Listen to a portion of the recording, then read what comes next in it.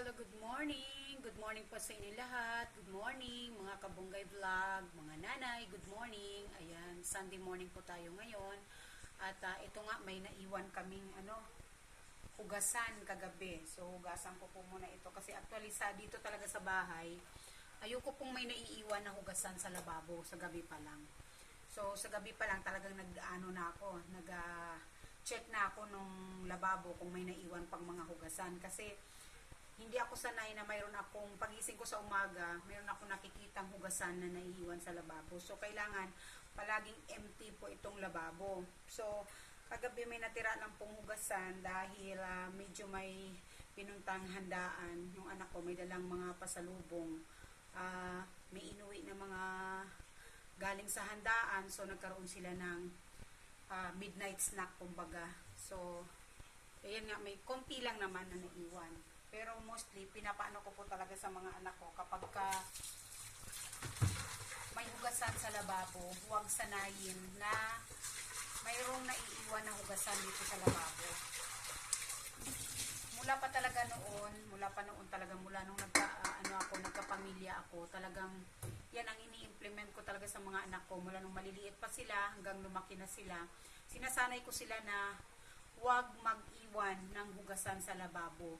Huwag tamarin sa paghugas ng mga plato. Kasi alam nyo po ba na ang pagiging tamad sa paghuhugas ng plato ay isa sa mga sign na parang hindi ka masaya doon sa mga blessing na tinatanggap nyo. Pasalamat po tayo kapag mayroon tayong hinuhugasan na plato kasi ang ibig sabihin po niyan, mayroon tayong nakain sa araw na yon. Kaya pag maraming hugasan, ibig sabihin marami kang pagkain na kinain. Kaya magpasalamat dahil maraming hugasan. Huwag magreklamo kapag ay ang dami-dami namang hugasan. Ano ba ito? Dapat maisip po natin na kaya tayo maraming hinugasan, kaya tayo maraming nilinisan at tinugasan dahil marami tayong kinain. Kaya dun sa mga kabataan ngayon na parang nauuso yung paghuhugas, kinakatamaran, ayan. May isang po si nanay sa inyo na huwag po kayo maging tamad sa paghuhugas kasi isa po yan sa dapat natin ipagpapasalamat na mayroon tayong hinuhugasan na plato. Kasi kapag wala na tayong hinugasan na plato, ang ibig sabihin lang po niyan, wala tayong kinain. Wala tayong pagkain na hinain sa lamesa. So, isa sa pagpapasalamat po natin palagi sa Panginoon, yung bawat bagay sa mga simpleng gawain lang dito sa bahay, ipagpasalamat po natin yan. Halimbawa, may bahay ka na nililinis. Pasalamat ka sa Lord kasi may bahay ka na masisilungan at nalilinis. Diba, ibig sabihin mayroon kang tirahan. Maging sa mga damit natin, pasalamat ka kapag mayroon kang nilabhan na mga damit, ibig sabihin may naisusuot ka. So, ganun po ang mga natin, na dapat minsan nakakaligtaan natin.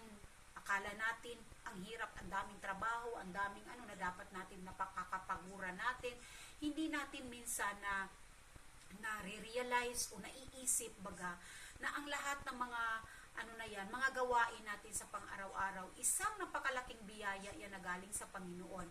Kaya tayo may ginagampanan na mga kanya-kanyang gawain dahil may mga biyaya na ibinibigay sa atin si Lord.